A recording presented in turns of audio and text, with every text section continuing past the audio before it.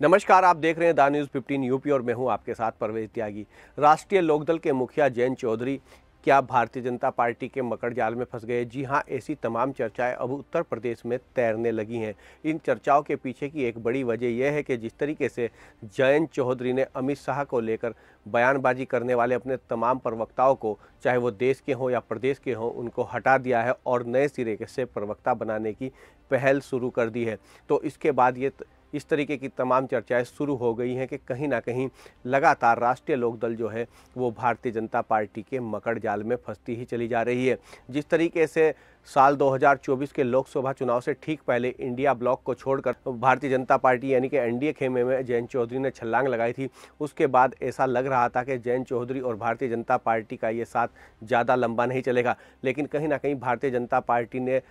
उत्तर प्रदेश और केंद्र दोनों ही सरकार में जयंत चौधरी को मंत्री पद देकर खुश करने की कोशिश की और उनके साथ और उनके तालमेल को बनाए रखने का प्रयास किया है। लेकिन ऐसे में भारतीय जनता पार्टी के साथ बने तालमेल के बाद अब लगातार ये चर्चा तेज होने लगी है कि जिस तरीके से तमाम मुस्लिम चेहरे, मुस्लिम नेता लगातार राष्ट्रीय लोकदल का साथ छोड़ रहे हैं और जितने भी चरण सिंहवादी लोग थे या चरण सिंह के ज़माने के पुराने राष्ट्रीय लोकदल से जुड़े हुए लोग थे, वो भी लगातार कहीं ना कहीं जयंत चौधरी के इस निर्णय पर सवाल खड़े करते रहे और उन सवालों के बाद कहीं ना कहीं इसका नुकसान भी जयंत चौधरी को उत्तर प्रदेश में और खासकर पश्चिम उत्तर प्रदेश में होता हुआ दिखाई दिया है। अब जिस तरीके से लगातार पार्टी में टूट की संभावनाएं दिख रही हैं कि कहीं ना कहीं जयंत चौधरी के इस निर्णय के बाद पार्टी में कुछ और नेता जल्द ही पार्टी का दामन छोड़ सकते हैं। तो ऐसे में कहीं ना कहीं जो राष्ट्रीय लोकदल के मुखिया जयंत चौधरी हैं, उनके सामने उत्तर प्रदेश में और परेशानी खड़ी हो सकती है, क्योंकि लगातार भारतीय जनता पार्टी के नज़दीक जाते जयंत चौधरी से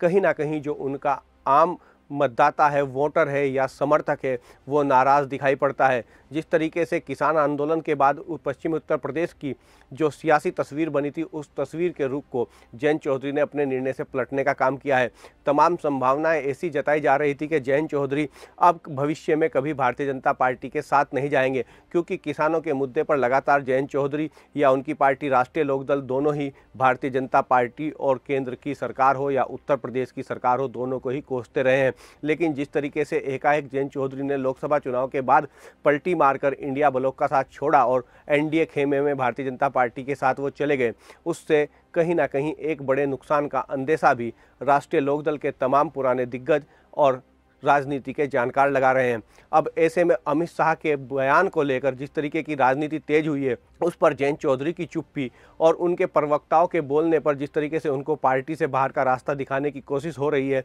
और उनको फिलहाल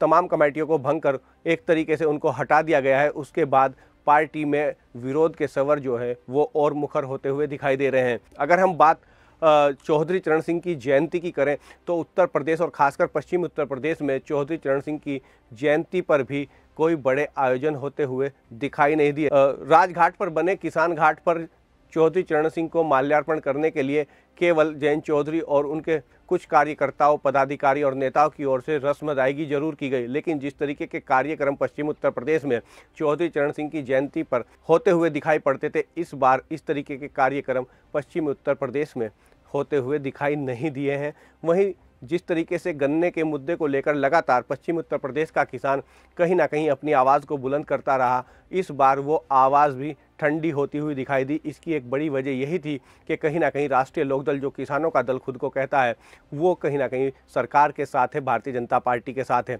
लेकिन कहीं ना कहीं इस बात को लेकर किसानों में टीस है कि आखिर उनके मुद्दों पर जयंत चौधरी बात क्यों नहीं कर रहे हैं। अब जिस तरीके का निर्णय जयंत चौधरी ने लिया है, उस निर्णय पर भी कहीं ना कहीं पार्टी के अंदर विरोध के स्वर की गूंज सुनाई देने लगी है। अब ऐसे में ये देखना दिलचस्प होगा कि जयंत चौधरी की पार्टी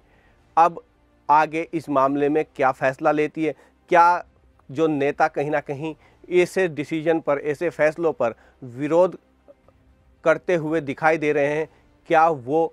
राष्ट्रीय लोकदल के साथ बने रहेंगे या फिर जयंत चौधरी का साथ छोड़ देंगे? ऐसी तमाम खबरों पर हमारी नज़र लगातार बनी रहेगी। आप द न्यूज़ 15 यूपी को लगातार देखते रहिए और इस खबर पर क्या है आपकी राय, हमें कमेंट कर जरूर बताएं। नमस्कार।